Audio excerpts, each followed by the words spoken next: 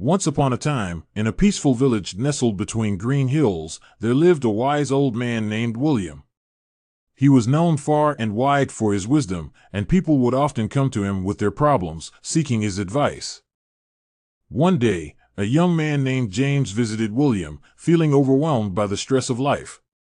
He had too many responsibilities: work, family, and his dreams. "I don't know how to balance it all," he said. "I feel like I'm losing control." William smiled and invited James to sit with him.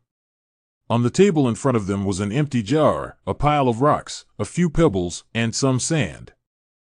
William picked up the jar and began placing the large rocks inside until they reached the top.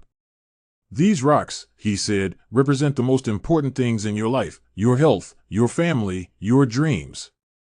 Things that, if everything else was lost and only they remained, your life would still be full."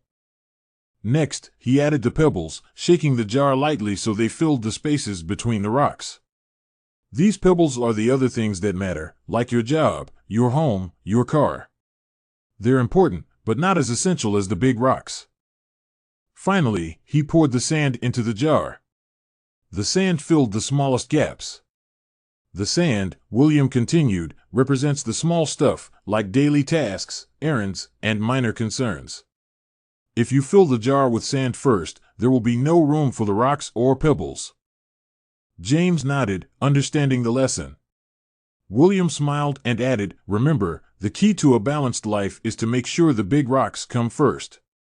Focus on what truly matters, and the rest will fall into place. If you spend all your time on the small things, you'll never have space for what's really important." James left the old man's house with a clearer mind, knowing that life is about setting the right priorities. Moral of the story is: prioritize the important things in your life first. If you focus on what truly matters, everything else will fall into place.